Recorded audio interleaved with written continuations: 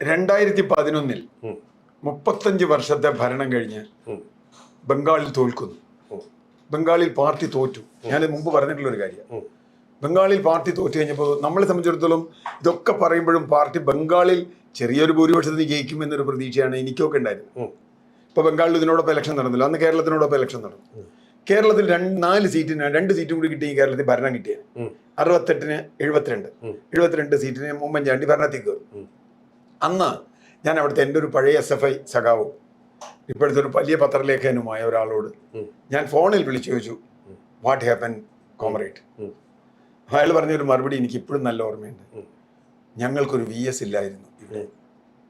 അവിടെ ഞങ്ങൾക്കൊരു VS ഉണ്ടായിരുന്നെങ്കിൽ ഞങ്ങളുടെ പാർട്ടി ഇങ്ങനെ അടിപടലം ഇല്ലാതാകുമായിരുന്നില്ല.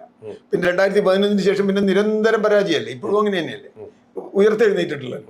BJP അല്ലേ ഇവിടെ വളർന്നു വന്നത്. അപ്പൊ അദ്ദേഹം പറഞ്ഞത് അത് എന്തുകൊണ്ട് അങ്ങനെ പറഞ്ഞു എന്ന് അദ്ദേഹം എന്നോട് വിശദീകരിച്ചു.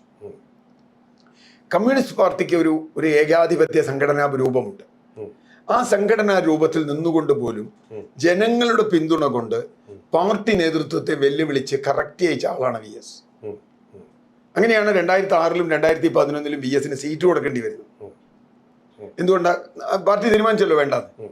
പോളിറ്റ് ബ്യൂറോ ഇപ്പോൾ സതീശൻ മുഖ്യമന്ത്രി ആയതിന്റെ കാര്യം ഇവിടെ വലിയ തർക്കമുണ്ട്. അത് കോൺഗ്രസ് ആണ്, അവിടെ അലകുൽത്തി ജനാധിപത്യമാണ്, ഒക്കെ ഉണ്ട്. ഉരുക്കുപോലും ഉറച്ച PB ആണല്ലോ CPM-നുള്ളത്.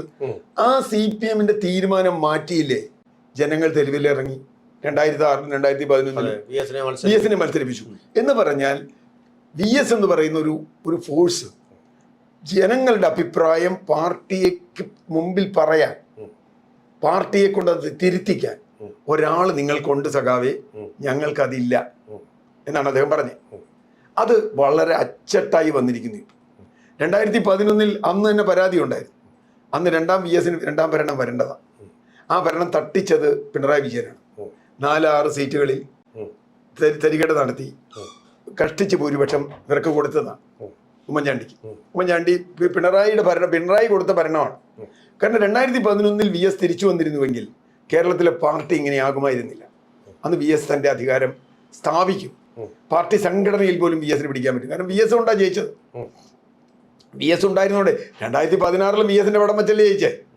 2016-ലും ഇവർ VS-ന്റെ പടമല്ലേ എല്ലാ സ്ഥലത്തും വെച്ചേ, പിണറായിയുടെ പടമല്ല.